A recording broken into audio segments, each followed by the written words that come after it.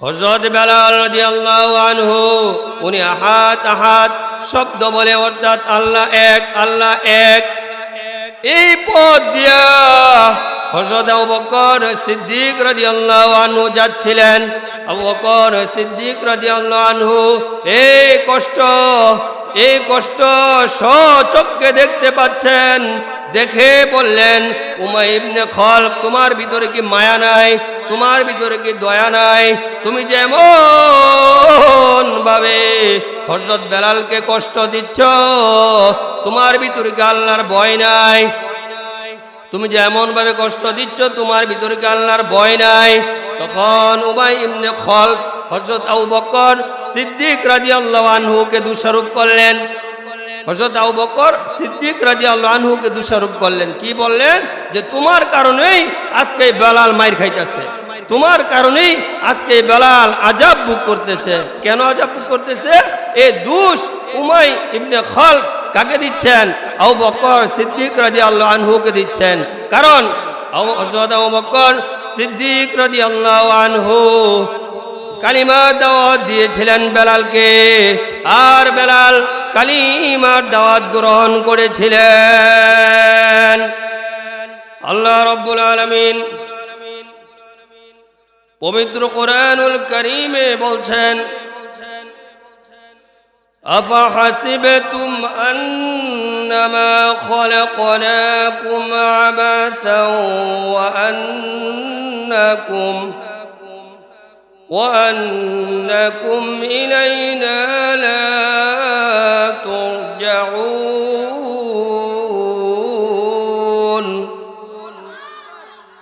আল্লাহ রাব্বুল আলামিন বলছেন, আমি মানুষ সৃষ্টি করেছি, অনর্থক আমি সৃষ্টি করি নাই, নিষ্প্রয়োজন আমি সৃষ্টি করি নাই। আমি আল্লাহ রাব্বুল আলামিন মানুষ সৃষ্টি করেছি, আমার একটা উদ্দেশ্য আছে। আল্লাহ রাব্বুল আলামিন অন্য আয়াতে বলছেন, ওয়ামা খালাকাতুল জিন্না ওয়াল ইনসা ইল্লা লিয়াবুদুন।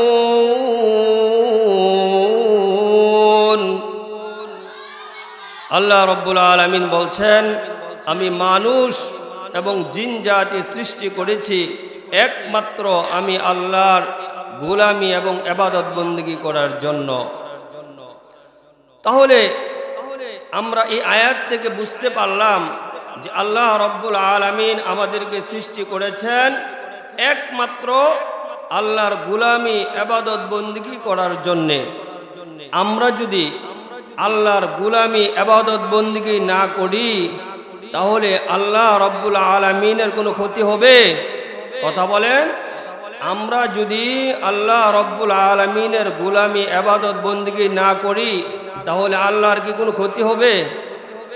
আর যদি আল্লাহ রাব্বুল আলামিন যত মাখলুক সৃষ্টি করেছেন, আসমানের ফেরেশতা, আসমানের উপর যত মাখলুক আছে, এই জমিনের উপর যত মাখলুক আছে, মাটির নিচে যত মাখলুক আছে, সবাই আমরা মানুষ, আমরাও সবাই যদি আল্লাহর গোলামি ইবাদত বন্দেগী না করি, ফেরেশতা যদি আল্লাহর তাসবিহ গুণগান না গায়, কীট পতঙ্গগুলো যদি আল্লাহর তাসবিহ গুণগান না গায়, জীব জন্তু যদি আল্লাহর গুণগান না গায়, আল্লাহ রাব্বুল আলামিনের কোনো ক্ষতি হবে না। আমরা মানুষ আল্লাহ রাব্বুল আলামিনের গোলামি ইবাদত বন্দেগী করলে আমাদের লাভ হবে। ইলাহা, আমার আল্লাহ এমন এক আল্লাহ যার কোনো রয় নাই, যার কোনো ক্ষয় নাই। আল্লাহ রাব্বুল আলামিনের গোলামি ইবাদত বন্দেগী করলে আমাদের লাভ হবে। কি লাভ হবে? আল্লাহ রাব্বুল আলামিন অন্য আয়াতে বলছেন, ইন্নাল্লাযীনা আমানু ওয়া আমিলুস সালিহাত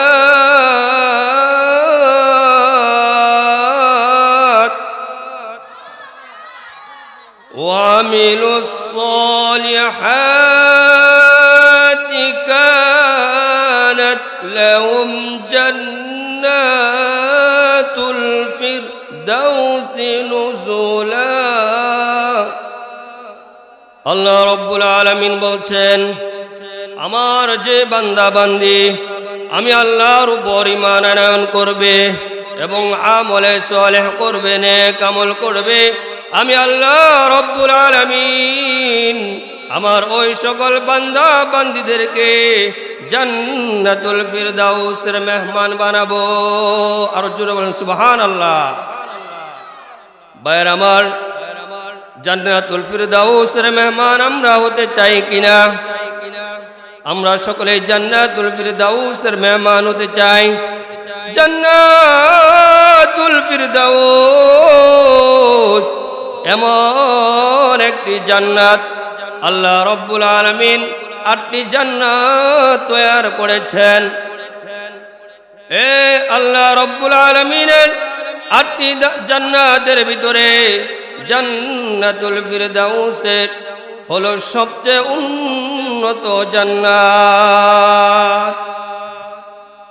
জান্নাতুল ফিরদাউস হলো সবচেয়ে উত্তম জান্নাত। আর এই জান্নাতের মেহমান আল্লাহ রব্বুল আলামিন আমাদেরকে বানাবেন। আল্লাহ 2টি শর্ত দিয়েছেন। কয়টি শর্ত? 2টি শর্ত দিয়েছেন। 1 নাম্বার শর্ত হলো আল্লাহর উপর ঈমান আনয়ন করতে হবে। 2 নাম্বার শর্ত হলো আমলে সালেহ করতে হবে। নেক আমল হায়াতে জিন্দেগির ভিতরে বেশি বেশি করতে হবে।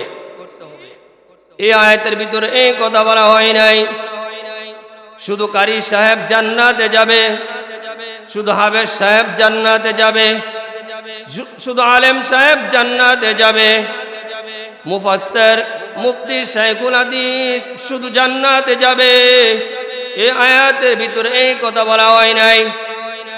আল্লাহ রব্বুল আলামিন 2টি শর্ত দিয়েছেন। 1 নাম্বার শর্ত হলো আল্লাহর উপর ঈমান আনয়ন করতে হবে এবং আমলে সালেহ করতে হবে, নেক আমল করতে হবে। তাহলে আমরা মুসলমান, আমরাও জান্নাতে যেতে পারবো। আপনারা যারা সাধারণ মানুষ আছেন, আপনারাও কি যদি আল্লাহর উপর পরিপূর্ণ ঈমান আনেন এবং নেক আমল করেন, আমলে সালেহ করেন, তাহলে আপনারা আমরা সবাই আল্লাহর তৈরি জান্নাতে যেতে পারবো। আল্লাহ রব্বুল আলামিন 2টি শর্ত দিয়েছেন। 1 নাম্বার শর্ত হলো আল্লাহ রব্বুল আলামিনের উপর ঈমান আনয়ন করতে হবে। আর এই ঈমানের ঘোষণা 3 পর্যায়ে দিতে হবে। 1 নাম্বার ইকরার বিল লিসান, তাসদীক বিল জিনান, আমল বিল আরকান। এই ঈমানের ঘোষণা 3 পর্যায়ে দিতে হবে। 1 নাম্বার ইকরার বিল লিসান, জবানে উচ্চ স্বরে বলতে হবে আল্লাহ ছাড়া কোনো মাবুদ নাই। এটা জবানে উচ্চ স্বরে বলতে হবে।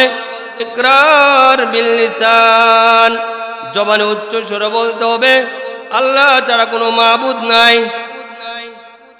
এই ঈমানের জন্য, এই কালিমার জন্য, ঈমানের এই কালিমার দাওয়াত দিতে গিয়া আমার আপনার নবী রাসূল সাল্লাল্লাহু আলাইহি ওয়াসাল্লাম জীবনে অনেক কষ্ট করেছেন, মুজাহাদা করেছেন।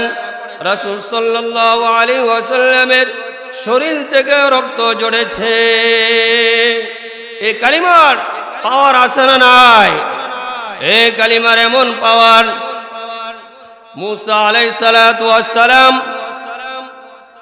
আল্লাহ রব্বুল আলামিনের পয়গম্বর মুসা আলাইহিস সালাতু ওয়াস সালাম, মুসা আলাইহিস সালাতু ওয়াস সালাম যখন কালিমার দাওয়াত দিলেন, মুসা আলাইহিস সালাম কালিমার দাওয়াত দিতে যখন শুরু করলেন, ফেরাউনের যে রাজত্ব ছিল, এই রাজত্ব এই কালিমার দাওয়াতের কারণে ফেরাউনের রাজত্ব ধ্বংস হয়ে গেছে।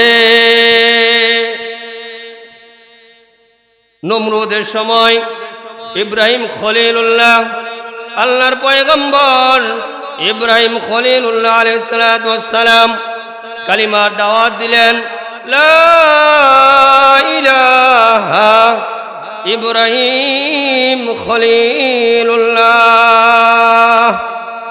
ইব্রাহিম আলাইহিস সালাম যখন এই কালিমার দাওয়াত দিলেন, নমরুদের রাজত্ব ধ্বংস হয়ে গেছে। আমার আপনার নবী রাসূলুল্লাহ সাল্লাল্লাহু আলাইহি ওয়াসাল্লাম যখন এই কালিমার দাওয়াত দেওয়া শুরু করলেন, আল্লাহ রাব্বুল আলামিন নবুয়তি দান করলেন। এরপরে রাসূল সাল্লাল্লাহু আলাইহি ওয়াসাল্লাম কালিমার দাওয়াত দেওয়া শুরু করলেন। আমার সঙ্গে পড়ুন কালিমা লা ইলাহা ইল্লাল্লাহু মুহাম্মাদুর রাসূলুল্লাহ সাল্লাল্লাহু আলাইহি ওয়াসাল্লাম। এই কালিমা জবানে উচ্চ সুরে ঘোষণা দিতে হবে। রাসূল সাল্লাল্লাহু আলাইহি ওয়াসাল্লাম যখন কালিমার দাওয়াত দেওয়া শুরু করলেন, আবু জাহেল, আবু লাহাব, উতবা, শাইবা, ওলীদ ইবনে মুগীরা তাদের মাথা গরম হয়ে গেছে। আহা, নতুন কালিমার দাওয়াত দিচ্ছে। আবু জাহেল, আবু লাহাব, উতবা, শাইবা পাগলের মতো হয়ে গেছে, মাথা গরম হয়ে গেছে। কিভাবে বাতিজা মুহাম্মদকে কালিমার দাওয়াত দেওয়া বন্ধ করে যায়? আবু জাহেল, আবু লাহাব, উতবা, শাইবা, মুগীরা তারা একসাথে বসে পরামর্শ করেছে। পরামর্শ করার পরে সিদ্ধান্ত হলো যে আমার বাতিজা মুহাম্মদ যা চায় তাকে তাই দেওয়া হবে। পরামর্শ খেয়ে সিদ্ধান্ত করলো, আবু জাহেল বলে আমার বাতিজা যা চায় আমার বাতিজাকে তাই দেওয়া হবে। আবু জাহেল রাসূল সাল্লাল্লাহু আলাইহি ওয়াসাল্লামকে ডাক দিয়ে বললেন, ও বাতিজা মুহাম্মদ শুনো, তুমি যদি আরবের এ মক্কার লিডারই চাও, লিডার হতে চাও, তোমাকে লিডার বানিয়ে দেওয়া হবে। তুমি যদি চাও আরবের মক্কার সবচেয়ে সুন্দরী নারী, তোমাকে ওই সুন্দরী নারী দেওয়া হবে। তুমি যদি চাও তোমাকে অর্থ সম্পদ যত চাও, তোমাকে এমন অর্থ সম্পদ দেওয়া হবে, যতটুক পর্যন্ত তুমি খুশি না হও এত অর্থ সম্পদ তোমাকে দেওয়া হবে। রাসূল সাল্লাল্লাহু আলাইহি ওয়াসাল্লাম আবু জাহেল, আবু লাহাব, উতবা, শাইবা, মুগীরাকে ডাক দিয়া বললেন, আসমানের চাঁদ যদি আমার এক হাতে এনে দাও আর আরেক হাতে যদি সূর্য এনে দাও, তারপরেও আমি আল্লাহ রব্বুল আলামিনের কালিমার দাওয়াত বন্ধ করব না দেওয়া। সুবহানাল্লাহ বলেন, আরো জোরে বলেন সুবহানাল্লাহ। রাসূল সাল্লাল্লাহু আলাইহি ওয়াসাল্লাম বলেন, এক হাতে যদি সূর্য এনে দাও আর এক হাতে যদি চন্দ্র এনে দাও, তারপরেও আমি কালিমার দাওয়াত দেওয়া বন্ধ করব না। রাসূল সাল্লাল্লাহু আলাইহি ওয়াসাল্লাম এই কালিমার দাওয়াত দিতে গিয়া উহুদের ময়দানে দাঁত মুবারক শহীদ হয়েছে, রক্ত এমন ভাবে বাইর হয়েছে, শুধু উহুদের ময়দানে নয়, বদরের যুদ্ধে আরো অনেক যুদ্ধের ময়দানে, ভাইয়ের আমার, তায়েফের ময়দানে যখন এই কালিমার দাওয়াত নিয়ে গেলেন, তায়েফে যখন রাসূল সাল্লাল্লাহু আলাইহি ওয়াসাল্লাম কালিমার দাওয়াত নিয়ে গেলেন, তখন তায়েফবাসী কাফেরদের বড় বড় লিডাররা তাদের সন্তান, যুবক সন্তানদেরকে রাসূলুল্লাহ সাল্লাল্লাহু আলাইহি ওয়াসাল্লামের প্রতি লেলিয়ে দিলেন ইট পাটকেল মারার জন্য। তায়েফের বড় বড় কাফেরদের যারা সর্দার ছিল তাদের সন্তানদেরকে ওই যুবক দুষ্ট ছেলেরা রাসূলুল্লাহ সাল্লাল্লাহু আলাইহি ওয়াসাল্লামের যেই দেহের মধ্যে মশা মাছি বসা পর্যন্ত হারাম, ওই দেহে এত সুন্দর দেহের মধ্যে ওই তায়েফের দুষ্ট ছেলেরা কাফেরদের সন্তানেরা এমন ভাবে ইট পাটকেল মারলো, রাসূলুল্লাহ সাল্লাল্লাহু আলাইহি ওয়াসাল্লাম হাঁটতে পারে না, শরীর ক্লান্ত হয়ে গেছে, দুর্বল হয়ে গেছে। রাসূলুল্লাহ সাল্লাল্লাহু আলাইহি ওয়াসাল্লাম দুর্বল হয়ে আল্লাহ রাব্বুল আলামিনের পায়ে কুদরতিভাবে সিজদায় পড়ে গেলেন। তখন তায়েফের দুষ্ট যুবক কাফেরদের সন্তানেরা দৌড়ায় এসে উটের যে নারী বুড়ি আছে, পচা নারী বুড়ি, এই পচা নারী বুড়িগুলো রাসূলুল্লাহ সাল্লাল্লাহু আলাইহি ওয়াসাল্লামের মাথার উপরে ঢেলে দিলেন, যাতে আমার আপনার নবী রহমাতুল লিল আলামিন নবী শ্বাসরুদ্ধ হয়ে, শ্বাস বন্ধ হয়ে দুনিয়া ছেড়ে দুনিয়া থেকে বিদায় হয়ে যা। এই কারণে কাফেরদের সন্তানেরা, দুষ্ট ছেলেরা এমন কষ্ট দিয়েছে। ওই মুহূর্তে জিবরাইল আমিন আলাইহিস সালাতু ওয়াস সালাম রাসূলুল্লাহ সাল্লাল্লাহু আলাইহি ওয়াসাল্লামের কানে এসে বলেন, ইয়া রাসূলুল্লাহ, ইয়া হাবিবাল্লাহ, আল্লাহ রাব্বুল আলামিন আপনাকে সালাম জানিয়েছে। আর বলছে, আপনি যদি বলেন এই তায়েফবাসীকে দুই পাহাড়ের চাপা দিয়া ধ্বংস করে দিবে। রাসূলুল্লাহ সাল্লাল্লাহু আলাইহি ওয়াসাল্লাম বললেন, ও জিবরাইল, যদি আমার এই উম্মতকে ধ্বংস করে দেয়, আমি এই কালিমার দাওয়াত কার কাছে প্রসার করব? ও জিবরাইল, যাও আল্লাহ রাব্বুল আলামিনকে গিয়া বলো, আমার এই উম্মতদেরকে আল্লাহ রাব্বুল আলামিন যেন হেদায়েত দান করেন। আমার আপনার নবী কত মায়ার নবী, কত দয়ার নবী। আল্লাহ রাব্বুল আলামিনের কাছে দোয়া করলেন, আল্লাহ তাআলা যেন হেদায়েত দান করেন। ভাইয়ের আমার, এত কষ্ট নির্যাতন সহ্য করেছেন। রাসূলুল্লাহ সাল্লাল্লাহু আলাইহি ওয়াসাল্লামকে একবার অতর্কিতভাবে অনেক কাফেররা মিলে রাসূলুল্লাহ সাল্লাল্লাহু আলাইহি ওয়াসাল্লামের শরীরে এমন ভাবে ইট পাটকেল মারা শুরু করলো, এমন ভাবে অতর্কিতভাবে মিলে এমন ভাবে আঘাত দিতে শুরু করলো। একজন পথিক রাস্তা দিয়া যায় আবু বকরের বাড়ির সামনে দিয়া, আর আবু বকরকে ডাক দেয়া বলে, হে আবু বকর, তোমার বন্ধু কেমন ভাবে কাফেররা মারতেছে। আবু বকর সিদ্দিক রাদিয়াল্লাহু আনহু এই কথা শুনে তাড়াতাড়ি করে ঘর থেকে বের হয়ে গেলেন। ঘর থেকে বের হয়ে আবু বকর সিদ্দিক রাদিয়াল্লাহু আনহু দৌড় দিয়া রাসূলুল্লাহ সাল্লাল্লাহু আলাইহি ওয়াসাল্লামের উপর এইভাবে জাপটা দিয়া বললেন। এখন কাফেররা যত মাইর দিচ্ছে, যত ইট পাটকেল মারতেছে, সব আবু বকর সিদ্দিক রাদিয়াল্লাহু আনহুর উপরে পড়তেছে। ভাইয়ের আমার, তারপরেও আবু বকর চিন্তা করলো যে আমার হাবিব, আমার বন্ধু রাহমাতুল লিল আলামিনের উপর একটা আঘাত যেন না লাগে। এই জন্য আবু বকর রাসূলুল্লাহ সাল্লাল্লাহু আলাইহি ওয়াসাল্লামের উপর এইভাবে গিয়া জাপটা দিয়া পড়েছেন, যাতে যত আঘাত লাগে সমস্ত আঘাতগুলো আবু বকরের পিঠের মধ্যে লাগে। ভাইয়ের আমার, আবু বকর সিদ্দিক রাদিয়াল্লাহু আনহু নবীজি মুহাম্মদ সাল্লাল্লাহু আলাইহি ওয়াসাল্লামের বন্ধু ছিলেন। আবু বকর সিদ্দিক রাদিয়াল্লাহু আনহু এত কষ্ট দিনের জন্য, ইসলামের জন্য, দিন প্রতিষ্ঠা করার জন্য করেছেন। আমার আপনার নবী রহমাতুল লিল আলামিন নবী দিনের জন্য, ইসলামের জন্য, দিন কায়েমের জন্য শরীর থেকে রক্ত ঝরেছে।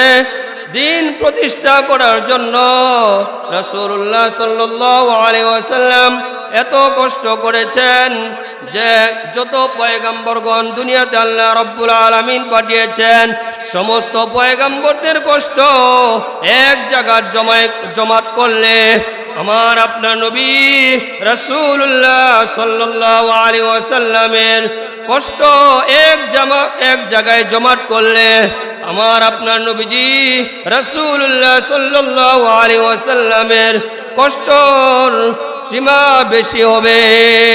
বলেন সুবহানাল্লাহ। আমার আপনার হাবিব রাসূলুল্লাহ সাল্লাল্লাহু কষ্ট অন্য পয়গম্বরের চেয়ে অনেক বেশি কষ্ট এই দিন প্রতিষ্ঠা করার জন্য, কায়েম করার জন্য নবীজি মুহাম্মদ সাল্লাল্লাহু আলাইহি ওয়াসাল্লাম অন্য পয়গম্বরের থেকে অনেক বেশি নবীজি মুহাম্মদ সাল্লাল্লাহু আলাইহি ওয়াসাল্লাম কষ্ট করেছেন। বলেন সুবহানাল্লাহ।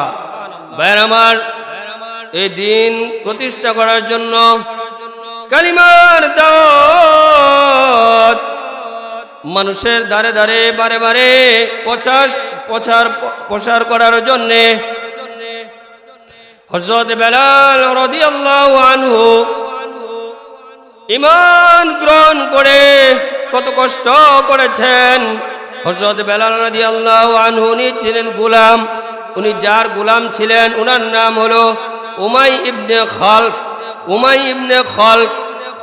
হযরত বেলাল রাদিয়াল্লাহু আনহুকে গলার মধ্যে রশি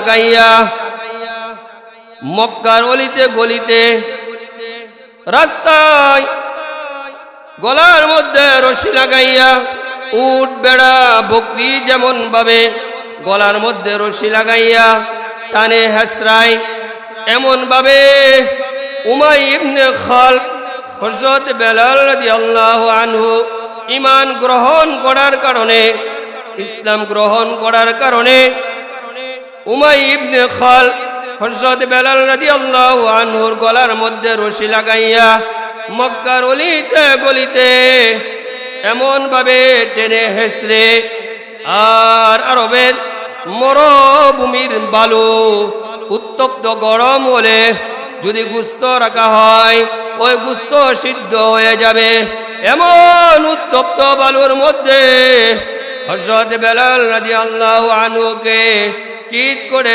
শোয়াইয়া হযরত বেলাল রাদিয়াল্লাহু আনহুর বুকের উপর পাথর চাপা দিলেন। পাথর চাপা দিয়া বললেন, উমাই ইবনে খালক, ও বেলাল, এখনো সময় আছে।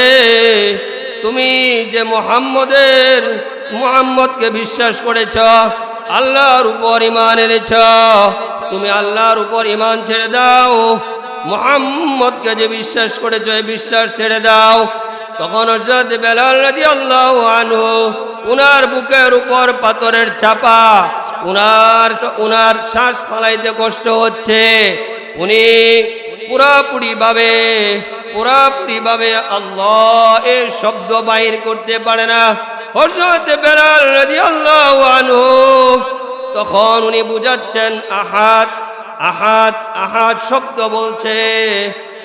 তারপরেও হযরত বেলাল রাদিয়াল্লাহু আনহু এত কষ্টের মধ্যে শ্বাস ফালাইতে পারে না, তারপরেও আহাদ আহাদ শব্দ বলে। অর্থাৎ হযরত বেলাল বুঝাচ্ছে, তুমি আমাকে যত কষ্ট দাও আমি এমন একবার নয়, এই জীবন যদি আমাকে আল্লাহ রাব্বুল আলামিন বারবার দেয়, আমি বারবার আল্লাহর জন্য এই জীবন আমি কুরবান করতে রাজি আছি। তারপরেও ঈমান আমি ছাড়ব না। আমার জীবন যাবে, আমি শহীদ হয়ে যাব, তারপরেও আমি ঈমান ছাড়ব না। আল্লাহু আকবার বলেন, আরো জোরে বলেন আল্লাহু আকবার। হযরত বেলাল রাদিয়াল্লাহু আনহু উনি আহাদ আহাদ শব্দ বলে, অর্থাৎ আল্লাহ এক, আল্লাহ এক, এই পথ দিয়া হযরত আবু বকর সিদ্দিক রাদিয়াল্লাহু আনহু যাচ্ছিলেন। আবু বকর সিদ্দিক রাদিয়াল্লাহু আনহু এই কষ্ট স্বচক্ষে দেখতে পাচ্ছেন। দেখে বললেন, উমাই ইবনে খালক, তোমার ভিতরে কি মায়া নাই? তোমার ভিতরে কি দয়া নাই? তুমি যেমন ভাবে হযরত বেলালকে কষ্ট দিচ্ছ, তোমার ভিতরে কি আল্লাহর ভয় নাই? তুমি যেমন ভাবে কষ্ট দিচ্ছ, তোমার ভিতরে কি আল্লাহর ভয় নাই? তখন উমাই ইবনে খালক হযরত আবু বকর সিদ্দিক রাদিয়াল্লাহু আনহুকে দোষারোপ করলেন। হযরত আবু বকর সিদ্দিক রাদিয়াল্লাহু আনহুকে দোষারোপ করলেন, কি বললেন? যে তোমার কারণেই আজকে বেলাল মাইর খাইতেছে, তোমার কারণেই আজকে বেলাল আযাব ভোগ করতেছে। কেন আযাব ভোগ করতেছে? এই দোষ উমাই ইবনে খালদ কাকে দিচ্ছেন? আবু বকর সিদ্দিক রাদিয়াল্লাহু আনহুকে দিচ্ছেন। কারণ হযরত আবু বকর সিদ্দিক রাদিয়াল্লাহু আনহু কালিমার দাওয়াত দিয়েছিলেন বেলালকে, আর বেলাল কালিমার দাওয়াত গ্রহণ করেছিলেন। হযরত বেলাল কত কষ্ট দিয়েছেন, হযরত আবু বকর সিদ্দিক রাদিয়াল্লাহু আনহু সহ্য করতে পারে নাই। হযরত আবু বকর সিদ্দিক রাদিয়াল্লাহু আনহু বললেন, উমাই ইবনে খালদ, তুমি এক কাজ করো, বেলালকে বিক্রি করে দাও, এই কষ্ট দিও না, এত যন্ত্রণা আযাব দিও না, বেলালকে ছেড়ে দাও, আমার কাছে বিক্রি করে দাও। তখন উমাই ইবনে খালদ হযরত বেলাল রাদিয়াল্লাহু আনহুকে হযরত আবু বকর সিদ্দিক রাদিয়াল্লাহু আনহুর কাছে বিক্রি করে দিলেন। হযরত আবু বকর সিদ্দিক রাদিয়াল্লাহু আনহু হযরত বেলাল রাদিয়াল্লাহু আনহুকে ক্রয় করে এনে তখন জিজ্ঞাসা করলেন, ওরে বেলাল, তুমি কি চাও আমার খেদমত করার জন্য? বেলাল বলল, আবু বকর সিদ্দিক রাদিয়াল্লাহু আনহু, আবু বকর, তুমি যদি আমাকে খেদমতে লাগাও তাহলে খেদমতে লাগাইতে পারো, আর যদি আল্লাহর জন্য আমাকে ছেড়ে দাও, আল্লাহর গোলামি করার জন্য, তাও পারো। হযরত আবু বকর সিদ্দিক রাদিয়াল্লাহু আনহু আল্লাহর জন্য হযরত বেলালকে ছেড়ে দিয়েছেন। ও বেলাল, আমার গোলামি করা লাগবে না, আমার খেদমত করা লাগবে না, তোমাকে আল্লাহর জন্য আমি ছেড়ে দিলাম, তুমি আল্লাহর গোলামি ইবাদত বندگی করবে। আল্লাহু আকবার বলেন, আর জোরে বলেন আল্লাহু আকবার। ভাইরা আমার, আবু বকর সিদ্দিক রাদিয়াল্লাহু আনহু এই যে আমলটা করলেন, এখান থেকেই দান, এই যে দান করার সূচনা শুরু হয়েছে। সুবহানাল্লাহ বলেন। আল্লাহ রাব্বুল আলামিন হযরত আবু বকর সিদ্দিক রাদিয়াল্লাহু আনহুর প্রতি এত খুশি হয়েছেন, কোরআনের আয়াতের ভিতরে, তাফসীরের ভিতরে আসছে যে আল্লাহ রাব্বুল আলামিন আবু বকর সিদ্দিক রাদিয়াল্লাহু আনহুর এই আমলটা খুশি হয়ে তাফসীরের কিতাবের মধ্যে কোন কোন মুফাসসিরগণ লিখেছেন যে এই সূরাটার মধ্যে বোঝানো হয়েছে, এই তাফসীরের ব্যাখ্যায় বোঝানো হয়েছে, আবু বকর সিদ্দিক রাদিয়াল্লাহু আনহুকে জান্নাতে আল্লাহ সম্মান দান করবেন। সুবহানাল্লাহ বলেন। ভাইরা আমার, হযরত মূসা আলাইহিস সালাতু ওয়াস সালামের জামানায় কে ছিল? ইমানের কথা বলছিলাম যে কালিমার পাওয়ার আছে না নাই? কালিমার পাওয়ার আছে না নাই? কালিমার পাওয়ার কেমন? মূসা আলাইহিস সালাতু ওয়াস সালামের জামানায় হযরত মূসা আলাইহিস সালাতু ওয়াস সালামকে লালন পালন করেছেন কে? ছোট্ট সময় সাগরে যখন ভাসিয়ে দিল, হযরত মূসা আলাইহিস সালাতু ওয়াস সালাম সাগরের তীরে ভেসে আসলেন। ওই ঘাটটা কার ছিল? ফেরাউনের। ঘাটটা কার ছিল? ফেরাউনের ঘাট। ফেরাউনের ঘাটে যখন হযরত মূসা আলাইহিস সালাতু ওয়াস সালাম ভেসে আসলেন, প্রথমে দেখলেন কে? হযরত আসিয়া আলাইহিস সালাতু ওয়াস সালাম দেখলেন।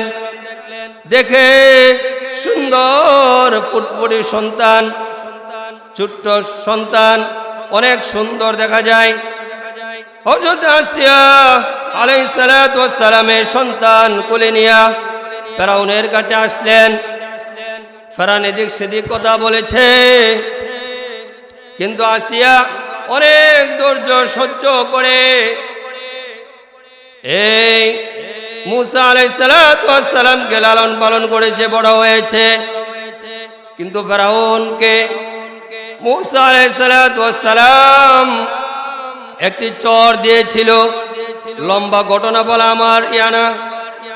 মূসা আলাইহিস সালাতু ওয়াস সালাম আল্লাহর পয়গম্বরের হাতে কত শক্তি ছিল। মূসা আলাইহিস সালাতু ওয়াস সালাম ছোট্ট সময় ফেরাউনকে একটা চর দিয়েছিল। তখন ফেরাউন বুঝতে পেরেছে যে এই সন্তান বড় হয়ে আমার বাদশাগিরি, আমার রাজত্ব, আমার সিংহাসন সব কিছু ধ্বংস করবে। ফেরাউন চাচ্ছিল যে মূসা আলাইহিসসালামকে শেষ করে দেওয়ার জন্য, এবং আগুনের মাধ্যমে মূসা আলাইহিসসালামকে পরীক্ষাও করেছেন, এবং আল্লাহর হুকুমে মূসা আলাইহিসসালাম আগুন আপনার দৌড়ে মুখে দিয়েও ফেলেছেন। এই জন্য মূসা আলাইহিসসালামের পরবর্তীতে কথা বলতে একটু সমস্যা হয়েছে। ভাইয়ের আমার, মূসা আলাইহিসসালামকে লালন পালন করলে কে? মা আসিয়া আলাইহিসসালাম। আসিয়া, ও মা বোনেরা শোনো, আসিয়ার মতো ইমানি চেতনা নিয়া, ও আমার যুবতী বোনেরা, ও আমার মা বোনেরা শোনো, হযরত আসিয়া আলাইহিসসালামের ইমানের পাওয়ার কত। হযরত আসিয়া আলাইহিসসালাম উনি কালিমা পড়ে মুসলমান হয়েছেন। উনি পড়ে নিচ্ছেন লা ইলাহা ইল্লাল্লাহ মুসা কালিমুল্লাহ। হযরত আসিয়া আলাইহিসসালাম আল্লাহর পয়গম্বর মূসা আলাইহিসসালামকে মেনে আল্লাহর উপর ঈমান আনয়ন করেছেন। ফেরাউনের অর্থমন্ত্রীর বউ মা আসিয়ার সাথে সেও কালিমা পড়ে আল্লাহর উপর ঈমান আনয়ন করেছেন। হযরত মূসা আলাইহিসসালামকে মেনে নিয়েছেন। এই কথা ফেরাউনের কানে যখন গেলেন, ফেরাউন চিন্তা করলেন, আমার প্রসাদ, আমার সিংহাসন, আমার মসনদ সব ধ্বংস করে দিবে। তাড়াতাড়ি করে আসিয়াকে শেষ করতে হবে। অর্থমন্ত্রীর বউ, ফেরাউনের অর্থমন্ত্রী যিনি ছিলেন, ওনার বউকে শেষ করতে হবে। ভাইয়ের আমার, এত পরিমাণের কষ্ট দিয়েছেন, এত নির্যাতন করেছেন।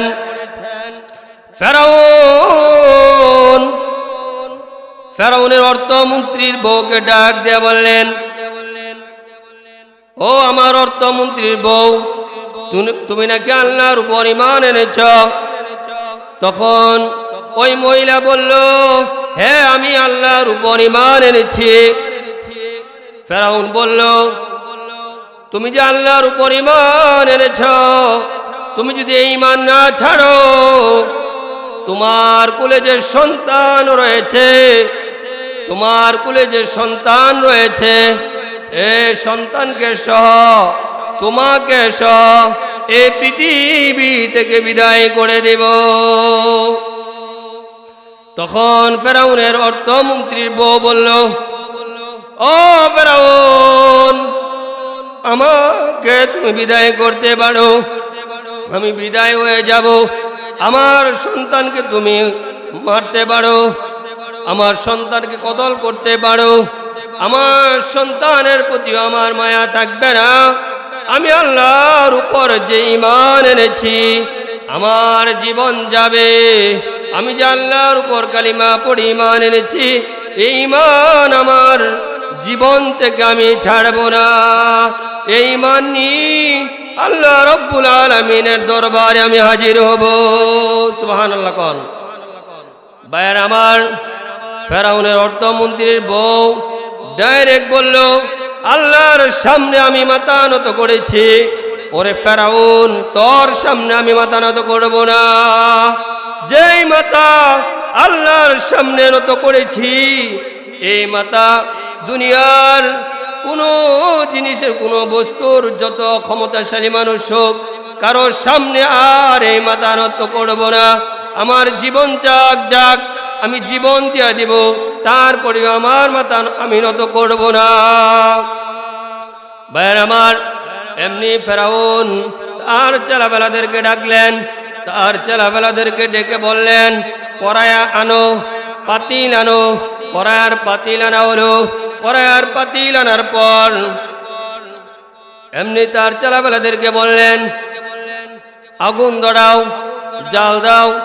জাল দিয়ে এমন ভাবে টকবকে গরম করলেন, তেল এমন ভাবে গরম করলেন, তেলগুলো বাতের মারের মতো টপ টপ করে ফুটকা বাইর হচ্ছে।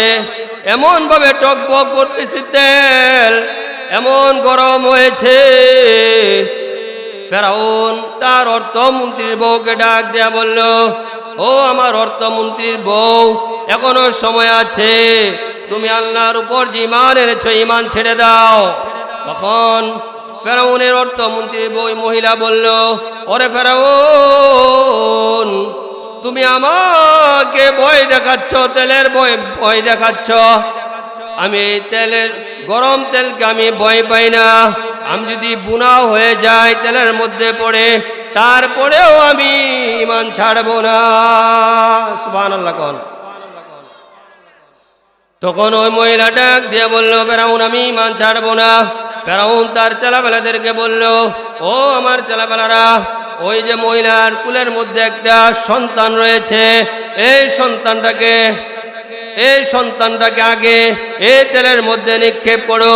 তখন ফেরাউনের ছেলেবেলারা তার ওই মহিলার কুলে যে সন্তান ছিল, এই সন্তানকে টান দিয়ে এনে এমন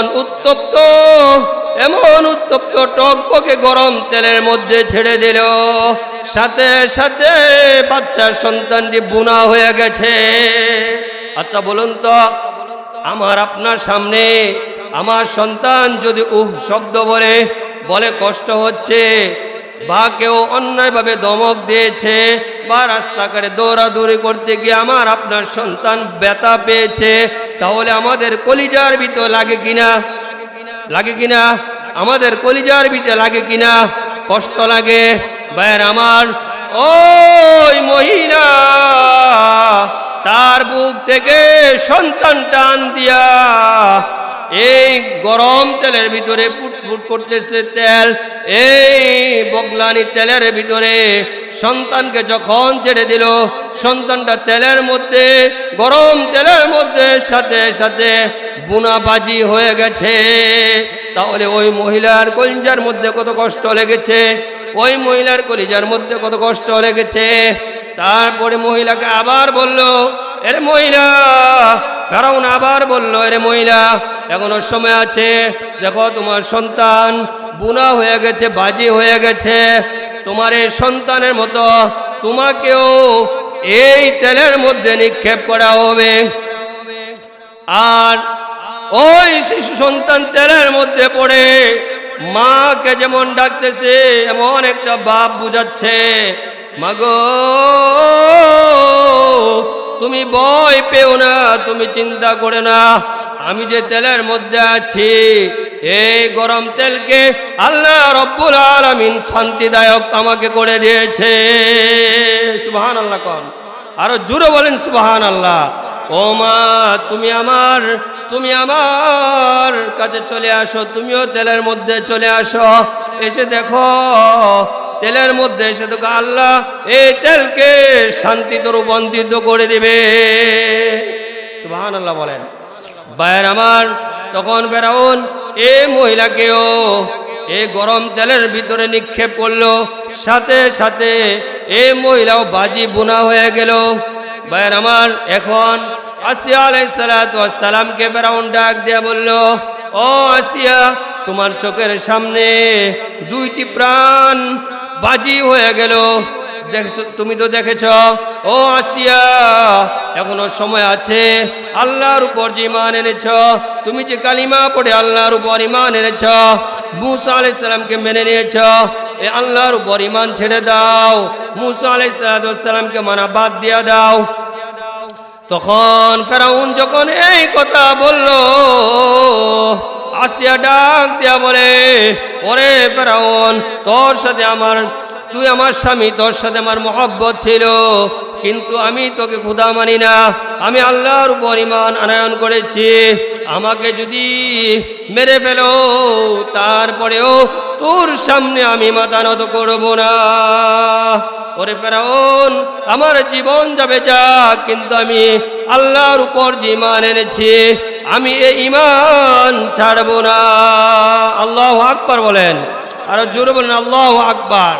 এমনি ফেরাউন ডাক দেয়া বলে, ও আসিয়া শোনো, এই দেখো তোমার চোখের সামনে আমি দেখেছ, তোমার চোখের সামনে দুইটি তাজা প্রাণ বাজি হয়ে গেছে। আসিয়া ফেরাউনকে বারবার বলল, ফেরাউন তুমি যতই বলো আমি যে আল্লাহর উপর ঈমান এনেছি, ঈমান আমি ছাড়বো না। তখন ফেরাউন তার চালাবেলাদেরকে ডাক দেয়া বলল, তার চালাবেলাদেরকে বলল, তোমরা আসিয়ার শরীরে যে কাপড় আছে এই কাপড় খুলে ফেলো। তখন তার চালাবেলারা আসিয়ার শরীরের যে কাপড় ছিল এই কাপড় খুলে ফেলা হলো। আসিয়া আলাইহিস সালাতু ওয়াস সালামকে একবারে উলঙ্গ করে ফেললো। আসিয়া আলাইহিস সালাতু ওয়াস সালাম এ উলঙ্গ যখন করা হয়েছে, হযরত আসিয়া আলাইহিস সালাতু ওয়াস সালাম সহ্য করতে পারে না, পর্দার খেলাপ হয়ে গেছে, এমন কষ্ট ভিতরে লাগতেছে। হযরত আসিয়া আলাইহিস সালাতু ওয়াস সালাম উনি আল্লাহ রব্বুল আলামিনকে ডাক দিয়ে বললেন, প্রভু গো, আমাকে ফেরাউন উলঙ্গ করে ফেলেছে গো, প্রভু গো তুমি তো দেখতেছো গো প্রভু। শুধু তাই নয়, ফেরাউন তার ছেলেবেলাদেরকে বলল, ও ছেলেবেলারা, আসিয়াকে কাঠের উপর শোয়াইয়া, তক্তার উপর শোয়াইয়া হাতে পায়ে পেরাক মারো। তখন হাতের মধ্যে পেরাক মারলো, এক দিক দিয়ে হাতের মধ্যে পেরাক মেরেছে, অন্য দিক দিয়া পেরেক বাইর হয়ে গেছে, এমন ভাবে দুই হাতে এবং দুই পায়ে পেরেক মেরেছে।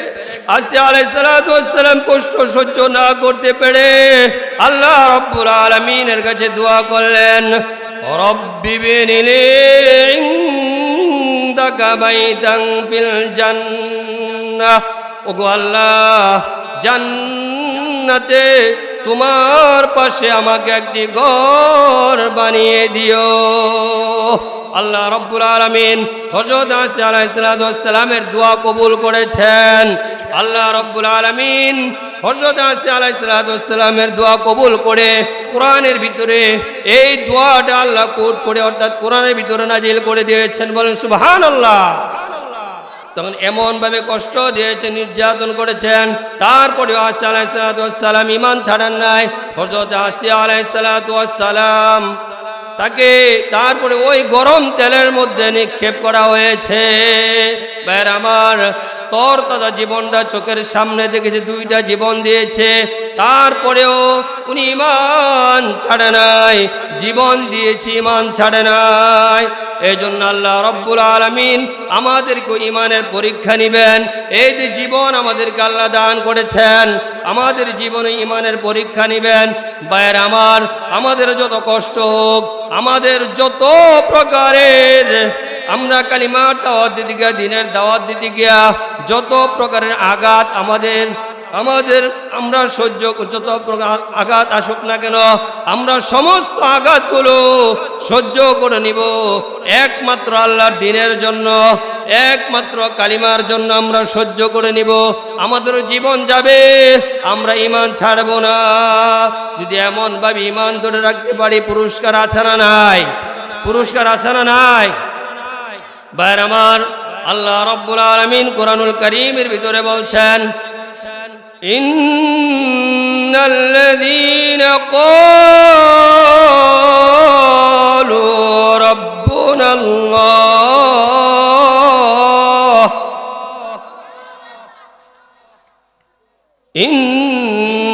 ইন্নাল্লাযীনা ক্বালু রাব্বুনাল্লাহু থুম্মা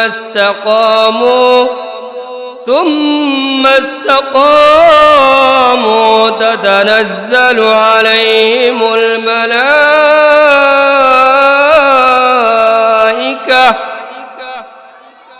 ألا تخافوا ولا تحزنوا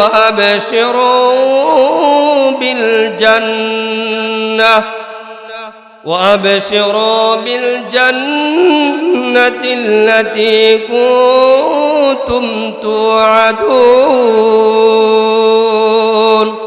আল্লাহ রাব্বুল আলামিন বলছেন ইন্নাল্লাযীনা ক্বালু রাব্বুনাল্লাহ নিশ্চয় যারা আমি আল্লাহ রাব্বুল আলামিনকে রব বলেছে সুম্মাস্তাকামু অতঃপর অটল রয়েছে নিশ্চয় যারা আল্লাহ রাব্বুল আলামিনকে রব বলেছে এবং এ রব বলে সুম্মাস্তাকামু অতঃপর অটল রয়েছে তাহলে আল্লাহ রাব্বুল আলামিন আমাদের রব আমাদের প্রভুকে জোরে বলেন মুখ ভরে বলেন আমাদের প্রভু আল্লাহ এ রব আমরা বলেছি আমাদের প্রভু আল্লাহ এ রবের উপর ইস্তেকামত থাকতে হবে অর্থাৎ অটল থাকতে হবে অনেক বাধা আসবে ঝড় তুফান আসবে সমস্ত বাধা ঝড় তুফান অপেক্ষা করে এই যে রব আমরা বলেছি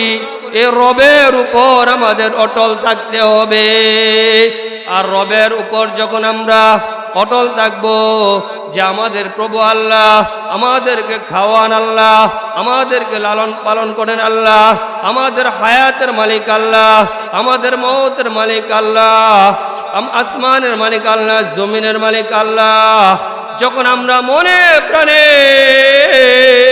বিশ্বাস করে নিব এবং মরণের আগ পর্যন্ত এই রব বলার মতো অটল থাকবো ভাইয়ের আমার আমরা নামাজ পড়ে নামাজের ভিতরে বারবার রব শব্দ আসে নামাজের মধ্যে তিনটি অবস্থায় আছে মানুষের অবস্থা তিনটা মানুষ অবস্থা কয়টা মানুষ অবস্থা কয়টা মানুষ তিন অবস্থায় থাকে কয় অবস্থায় থাকে তিন অবস্থায় এক নাম্বার দাঁড়ানো অবস্থা দুই নাম্বার বসা অবস্থা তিন নাম্বার শোয়া অবস্থা এই তিন অবস্থায় মানুষ থাকে এই তিনটি অবস্থা নামাজের ভিতরে রয়েছে ভাইয়ের আমার নামাজের ভিতরে দাঁড়ানো আছেনি দাঁড়িয়ে নামাজ পড়া কি ফরজ দাঁড়িয়ে নামাজ পড়া কি ফরজ তো নামাজের ভিতর দাঁড়ানো আছেনি আমরা নামাজে দাঁড়িয়ে যখন আমরা নিয়ত বেঁধে আমরা কি পড়ি সানা নিয়ত বাঁধার পর আমরা কি পড়ি সানা আমার সাথে পড়ুন সুবহানাকাল্লাহুম্মা ওয়া বিহামদিকা ওয়া তাবারাকা ইসমুকা ওয়া তাআলা জাদ্দুকা ওয়া লা ইলাহা গায়রুক এরপরে পড়ি আউযু বিল্লাহি মিনাশ শাইতানির রাজীম বিসমিল্লাহির রহমানির রহিম এরপরে সূরা ফাতিহা যখন সূরা ফাতিহা আমরা পড়ি এই সূরা ফাতিহার ভিতরে রব শব্দ আছে রব শব্দ রয়েছে আমার সাথে পড়ুন আলহামদুলিল্লাহি রাব্বিল আলামিন রব শব্দ আছে না নাই সমস্ত প্রশংসা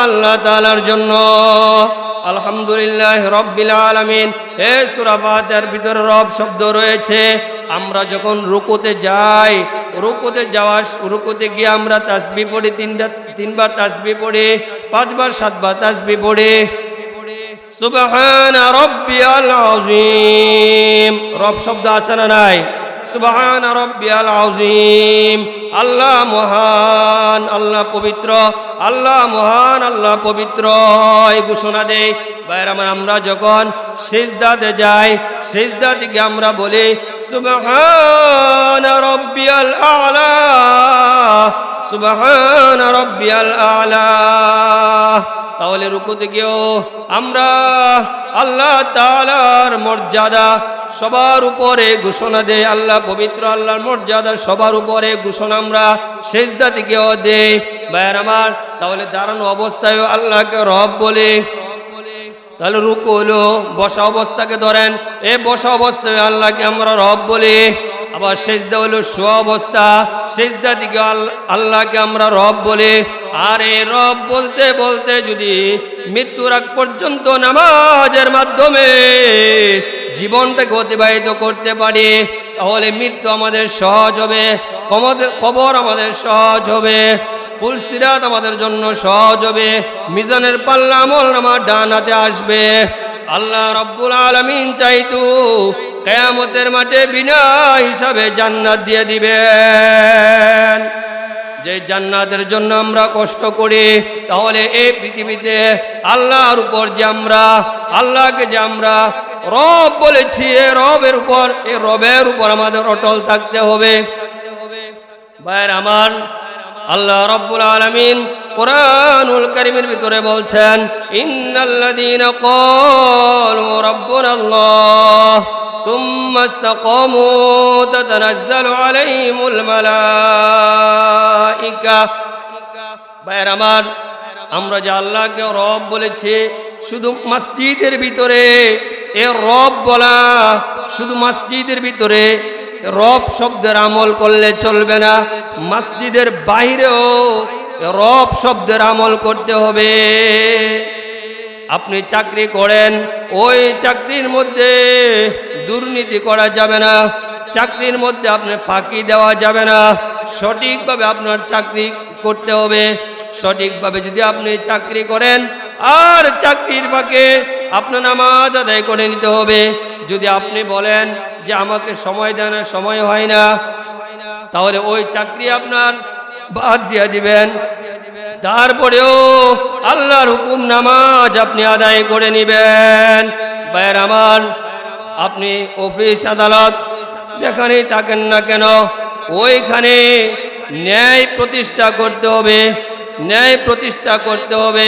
আপনি ব্যবসা করেন, ব্যবসার ভিতরে দুর্নীতি করা যাবে না, ওজনে কম দেওয়া যাবে না, ওজনে কম দেওয়া যাবে না, মানুষের সাথে ধোঁকাবাজি করা যাবে না, মানুষের সাথে বেঈমানি করা যাবে না, সুদ খাওয়া যাবে না, ঘুষ খাওয়া যাবে না। ভাইয়ের আমার, মসজিদে আপনি নামাজের মধ্যে আল্লাহকে রব বলেছেন, আমাদের প্রভু আল্লাহ, কিন্তু মসজিদের বাইরে এই আমল আপনার মধ্যে নাই।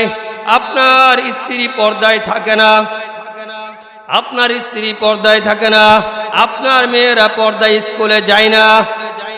এরপরে আপনি মানুষের সাথে ধোঁকাবাজি করেন।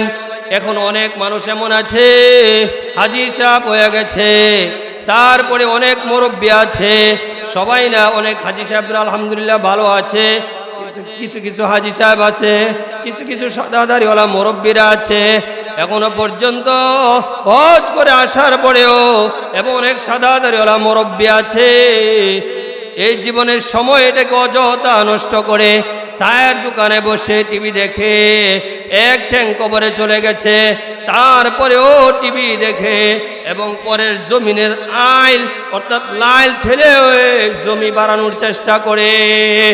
ভাইয়ের আমার, মসজিদের ভিতরে আল্লাহকে আমরা রব বলেছি, মসজিদের বাহিরেও আল্লাহ রব্বুল আলামিনকে আমরা এই রব বলার মধ্যে অটল থাকতে হবে।